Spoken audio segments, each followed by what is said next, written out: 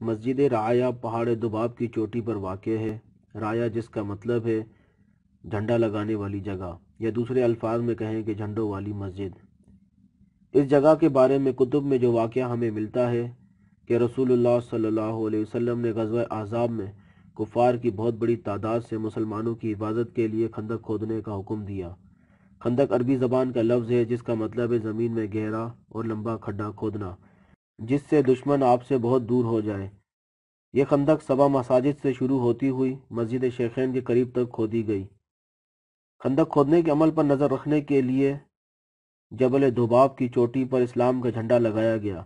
نبی پاک صلی اللہ علیہ وسلم بنفس نفیس کھدائی میں حصہ لیتے اور اس جگہ جبل دھباب والی جگہ کھڑے ہو کر خندق کی کھدائی کا جائزہ لیتے۔ اللہ اکبر کبیرہ، کیا شان ہے میرے آقا صلی اللہ علیہ وسلم کی۔ آپ سامعین کو مسجد رایا جبل دھباب کی غزوہ خندق میں کیا اہمیت تھی اور اس جگہ سے کیا کام لیا گیا تھا آپ کو پتہ چل گیا۔ اسی مسجد رایا جبل دھباب کے قریب کھدائی کے دوران ایک بہت بڑا معجزہ صحابہ کرام رضی اللہ تعالی عنہ کو دیکھنے کو ملا۔ ابن حشام فرماتے ہیں کہ خندق کی کھدائی کے دوران ایک سخت چٹان سامنے آ گئی۔ یہ بات رسول اکرم صلی اللہ علیہ وسلم کے نوٹس میں لائی گئی۔ آپ صلی اللہ علیہ وسلم وہاں تشریف لے گئے اور اس سخت چٹان کا جائزہ لیا۔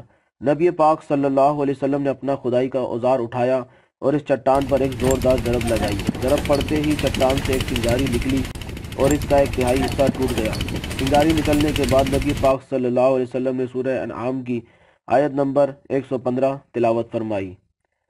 وَتَمَّتْ كَلِمَةُ رَبِّكَ صِدْقًا وَعَدْلًا، اور تمہارے پروردگار کی باتیں سچائی اور انصاف میں پوری ہیں۔ نبی پاک صلی اللہ علیہ وسلم نے دوسری بار اس چٹان پر ایک زوردار ضرب لگائی۔ ضرب پڑتے ہی چٹان سے چنگاری نکلی، اس کا ایک اور حصہ ٹوٹ گیا۔ چنگاری نکلنے کے بعد آپ صلی اللہ علیہ وسلم نے دوبارہ مندر ذیل سورہ انعام آیت نمبر 115 تلاوت فرمائی۔ وَتَمَّتْ كَلِمَةُ رَبِّكَ صِدْقًا وَعَدْلًا لَا مُبَدِّلَ لِكَلِمَاتِهِ، اور تمہارے پروردگار کی باتیں سچائی اور انصاف میں پوری ہیں، اس کی باتوں کو کوئی بدلنے والا نہیں ہے۔ آپ صلی اللہ علیہ وسلم نے تیسری بار پھر اس چٹان میں ایک اور زوردار ضرب لگائی۔ ضرب پڑتے ہی اس چٹان سے چنگاری نکلی اور باقی بچی ہوئی چٹان بالکل ٹکڑے ٹکڑے ہو گئی۔ چنگاری نکلنے کے بعد نبی پاک صلی اللہ علیہ وسلم نے تیسری بار سورہ انعام آیت نمبر 115 تلاوت فرمائی۔ وَتَمَّتْ كَلِمَةُ رَبِّكَ صِدْقًا وَعَدْلًا لَا مُبَدِّلَ لِكَلِمَاتِهِ وَهُوَ السَّمِيعُ الْعَلِيمُ، اور تمہارے پروردگار کی باتیں سچائی اور انصاف میں پوری ہیں، اس کی باتوں کو کوئی بدلنے والا نہیں اور وہ سنتا ہے جانتا ہے۔ حضرت سلمان فارسی رضی اللہ تعالی عنہ نے رسول اکرم صلی اللہ علیہ وسلم سے عرض کیا، یا رسول اللہ صلی اللہ علیہ وسلم، میں نے دیکھا کہ آپ کی ہر ضرب کے ساتھ چٹان سے ایک چنگاری نکلی۔ رسول اللہ صلی اللہ علیہ وسلم نے فرمایا کہ پہلی چنگاری میں نے شام کے سرخ محل دیکھے اور جبریل علیہ السلام نے مجھے بتایا کہ آپ کی قوم ان کو فتح کرے گی۔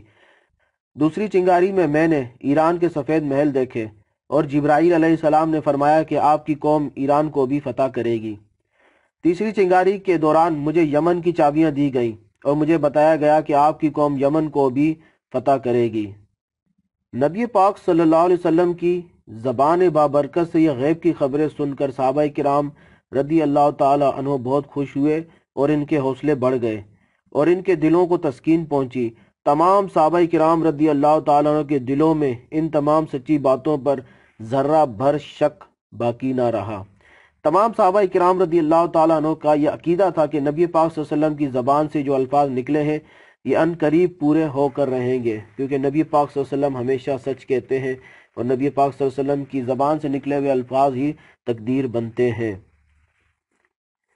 جبکہ اسی جنگ میں موجود منافقین مذاق اڑانے لگے اور بغلے بجانے لگے اور ایک دوسرے سے کہتے کہ ان کو اور ان کے رسول صلی اللہ علیہ وسلم کو کیا ہو گیا ہے، کھانے کو روٹی نہیں ہے، پیٹوں پر پتھر باندھے ہوئے ہیں اور دنیا کی عظیم الشان سلطنتوں کو فتح کرنے کے خواب دیکھ رہے ہیں۔ یہ تمام منافقین اور کفار صحابہ کرام و مسلمانوں پہ ہنستے اور کہکا لگاتے، پر انہیں کیا پتا تھا کہ ان سب کا تو مددگار وحدہ لا شریک ہے، اللہ پاک ان سب کا مددگار تھا۔ منافقین کی پہچان اور ان کی ذہنیت کیا ہوتی ہے منافق وہ لوگ ہیں جو ظاہری طور پر اسلامی تعلیمات پر عمل پیرا ہوتے ہیں لیکن اسلام کی صحیح روح ان کے دلوں میں داخل نہیں ہو پاتی۔ پس وہ صوم و صلات کے پابند نظر آتے ہیں، یہاں تک کہ جہاد و قتال میں بھی شامل ہوتے ہیں، لیکن ان کی موجودگی برے سے برے دشمن سے بھی بری ہے۔ اللہ پاک ہم سب کو منافقین سے بچایا، اللہ پاک ہم سب کی حفاظت فرمائے، اللہ پاک دین اسلام اور مسلمانوں پر رحم فرمائے، کرم فرمائے، اللہ پاک مسلمانوں کی ہر جگہ مدد فرمائے۔ جہاں بھی مسلمان اس دنیا میں پریشان حال ہے، اللہ سب کی پریشانیوں کو دور فرمائے، اللہ پاک سب کی غیب سے مدد فرمائے، اللہ پاک سب پہ کرم فرمائے، رحم فرمائے، اللہ پاک تمام مسلمانوں کو مکہ اور مدینہ کی بعد اب حاضری نصیب فرمائے۔ آمین آمین بجاہ النبی الامین۔